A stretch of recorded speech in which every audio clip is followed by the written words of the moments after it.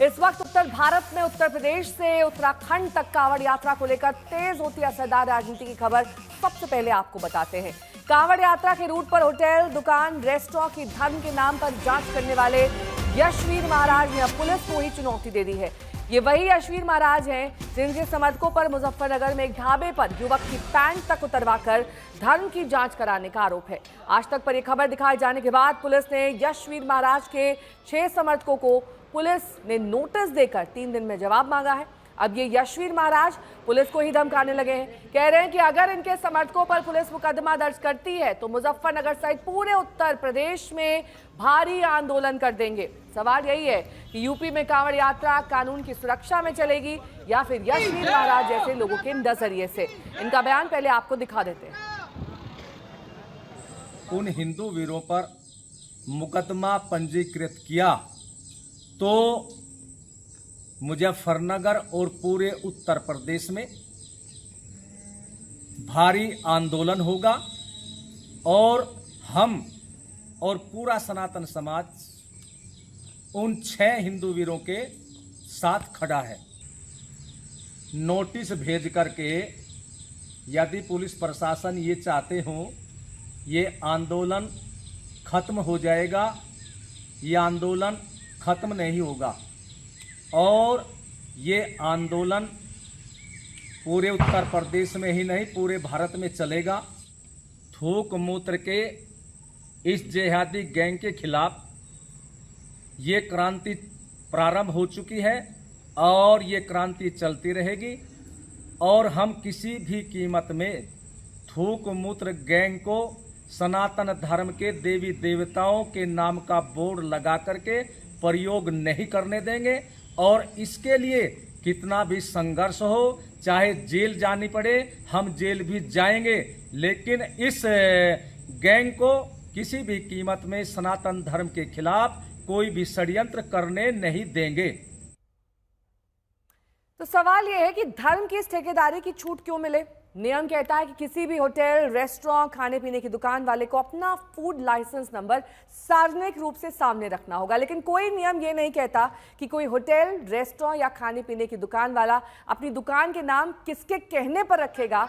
लेकिन हर साल की तरह इस साल भी धर्म के ठेकेदार सक्रिय हो गए हैं। ये देखने को मिल रहा है कि ढाबे, होटल्स, खाने पीने की दुकान का नाम और मालिक की पहचान एक धर्म से है, यानी जो दुकान का नाम हिंदू से जुड़ा और मालिक की पहचान मुस्लिम से जुड़ी पाए जाने पर हंगामा किया जा रहा है। मारपीट तक की नौबत आ रही है। यहाँ तक कि धर्म के नाम पर वो हरकत तक करने लगे हैं जिसे बोलना तक शर्मनाक है, लेकिन इन्हें कोई रोकने वाला नहीं है।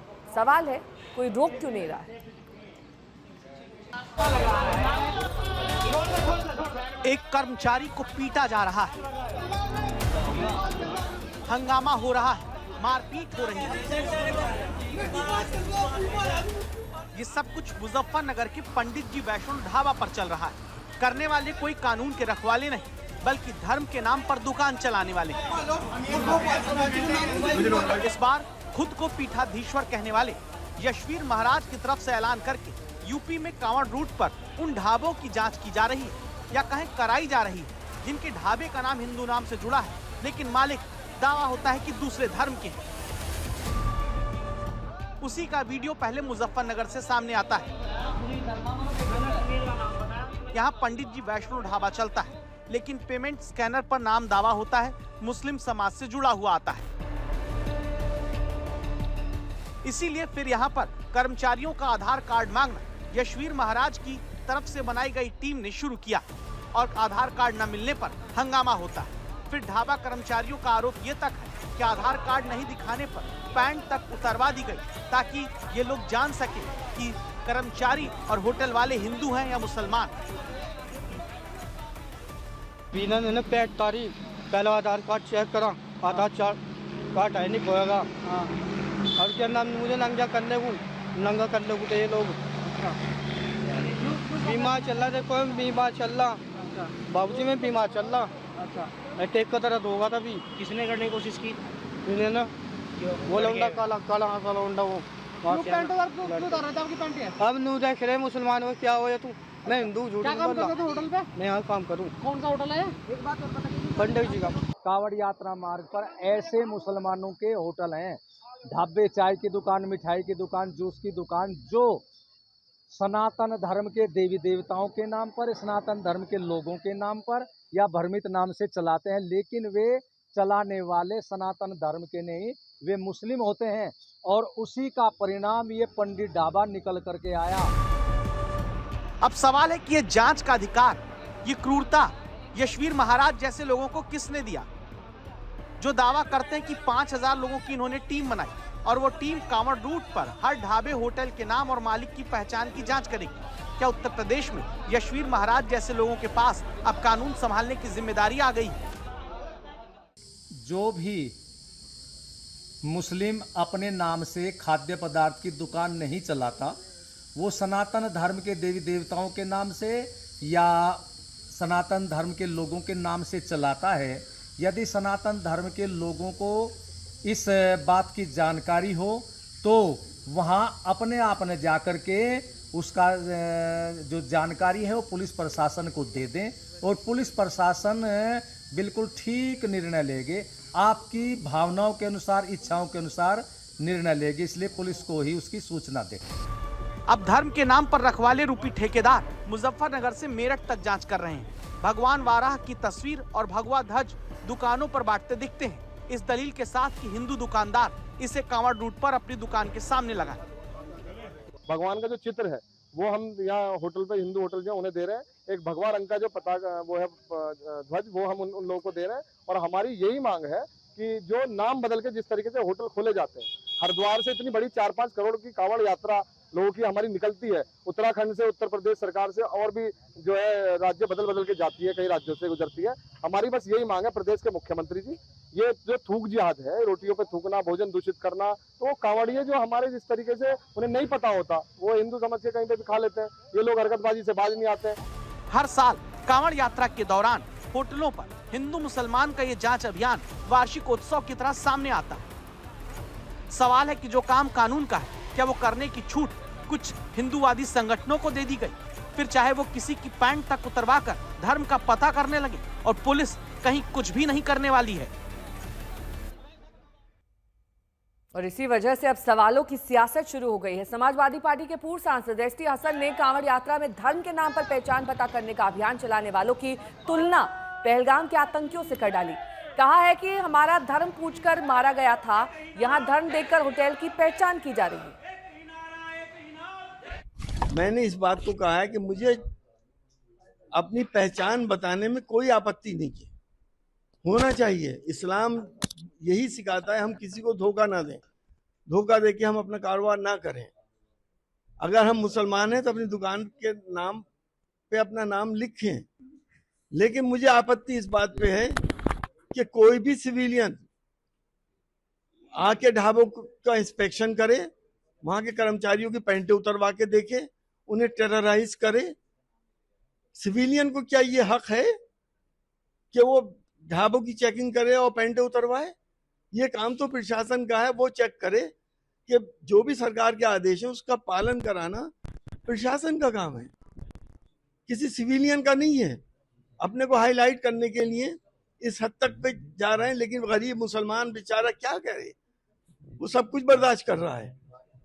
सरकार ने को एक्शन लेना चाहिए था, अभी तक कोई एक्शन क्यों नहीं लिया गया उनके खिलाफ, क्यों नहीं उनको अरेस्ट किया गया? पहलगाम के अंदर भी क्या पैंटें नहीं उतरवाई गई थी, पहचान नहीं पूछी गई थी? फर्क यह है कि उन्होंने गोली मार दी, इन्होंने पैंटें जब देखा कि ये हिंदू भाई हैं तो उन्होंने क्या पैंटें पहन लो। तो टेररिज्म का मतलब सिर्फ यही नहीं है कि गोली मार दो, टेरराइज करो इंसान को। तो ये टेरराइज क्यों कर रहे हैं? तो ये क्या वो कृत्य टेररिज्म का नहीं है? मुझे लगता है एसटी हसन जी वरिष्ठ नेता हैं, इस तरह की बात उनके लिए शोभनीय भी और तथ्यों से सैकड़ों मील परे है, कोई मतलब ही नहीं है। वहां आतंकवादियों ने धर्म पूछकर चुन चुनकर हिंदुओं की हत्या करने का काम किया था। यह हम लोग किसी की न हत्या कर रहे हैं, न कोई धर्म पूछ रहे हैं। हम लोग केवल जो जिसका प्रतिष्ठान है उसका आइडेंटिफाइड रहे, न किसी का प्रतिष्ठान बंद करा रहे हैं, न किसी को अपना कारोबार व्यापार करने से रोक रहे हैं। एक कहीं भ्रम की स्थिति धोखाधड़ी की स्थिति पैदा न हो, इसके लिए सिर्फ अपना दुकान का पूरा एक आइडेंटिफिकेशन, एक पहचान, स्थिति स्पष्ट कराने कह रहे हैं, जिससे ताकि किसी भी प्रकार की कोई दुविधा, असमंजस, बवाल, झगड़ा, असामाजिकता, अन्याय या धोखाधड़ी की कोई स्थिति पैदा न हो, इसके लिए हम कर रहे हैं। ये लोग असल में इस संस्कृति को, इस साझा संस्कृति को, साझा विरासत को नष्ट करना चाहते हैं। भक्ति में सरोवर जो लोग आते हैं उनकी सेवा के अंदर सब लोग लगे रहते हैं। वो पूरा मुस्लिम बाहुल क्षेत्रों से गुजरते हैं, मुसलमान भी तमाम खड़े होकर के उनकी सेवा करने का काम करते हैं। इनको इससे भी परेशानी होती है। ये मोहब्बत का देश है, ये नफरत का देश नहीं है। पिछली बार भी इन्होंने कोशिश की थी, लोगों ने फेल कर दिया था, इस बार भी फेल कर देंगे। पहलगाम के आतंकियों की तुलना कांवर से की जा रही है, यहाँ पर समाजवादी पार्टी कर रही है। ये गलत है और इसकी निंदा करता हूँ। और इस तरह का शब्द का प्रयोग करने, वो आतंकवादियों ने जाति धर्म के नाम पर लोगों के साथ इस तरीके का कि हम धर्म के हिसाब से उनको सम्मान और सुरक्षा देने की बात चल रही है और कुछ नहीं। आपस में सौहार्द बना रहे। किसी को अपनी जाति, जब आधार कार्ड इसीलिए बना है, अगर हिंदू धर्म के नाम पर आप होटल खोले हो तो उसमें भी उसी संस्कार, उसी इबादत की सोच के लोग जाते हैं। लेकिन अगर उसके अंदर कुछ और होता है तो एक तरीके से धोखाधड़ी और तमाम उसके साथ वायलेंस क्रिएट होता है। तो ऐसा न हो, इसके लिए हमको लगता है ऐसा किया गया और कुछ है नहीं। अगर कांवड़ यात्रा के लिए सुविधा प्रदान करती है तो उसमें कोई आपत्ति नहीं है। लेकिन दूसरी बात यह है कि कांवड़ यात्रा के माध्यम से आप एक नफरत का माहौल पैदा करें समाज में, वो उचित नहीं है। दुर्भाग्य से कुछ साल पहले तक इस यात्रा पर हरिद्वार से लेकर दिल्ली तक के रास्ते में कितनी ही बार हमले होते थे। यात्रियों को जान से मार दिया जाता था, मलमूत्र फेंका जाता था, मांस के टुकड़े फेंके जाते थे, भोजन अपवित्र कर दिया जाता था। जब से योगी सरकार आई है, इन्होंने हमारी आस्थाओं का सम्मान करना शुरू किया है। दुर्भाग्य से थूक जिहाद, पेशाब जिहाद, ये एक नया चैप्टर शुरू हो गया। ढाबे का नाम बदलकर हिंदू नाम रखोगे, जबकि मालिक जो है वो जिहादी है, ये स्वीकार्य नहीं है। हर व्यक्ति को ये अधिकार है ये जानने का कि वो जिससे सामान खरीद रहा है वो कौन है। वो उसकी आस्थाओं से खिलवाड़ करने वाला तो नहीं है। ये नहीं चलेगा कि आप नाम हिंदू रखें और काम जिहादियों का करें। वहीं उत्तराखंड में भी स्वास्थ्य विभाग ने साफ कर दिया है कि कांवड़ मार्ग पर खाद्य सामग्री बेचने वालों को अपने प्रतिष्ठान पर फूड लाइसेंस अनिवार्य रूप से प्रदर्शित करना होगा।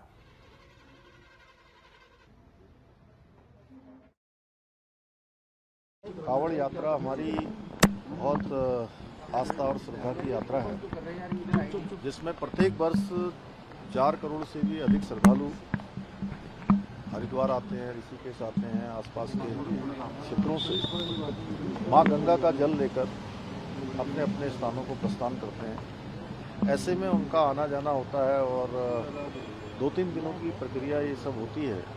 इसमें जो रास्ते भर में जो दुकानदार होते हैं, खाद्य सामग्री जहाँ खाना मिलता है, वो सब शुद्ध होना चाहिए और कहीं किसी प्रकार की मिलावट न हो, कोई असंदिग्ध न हो।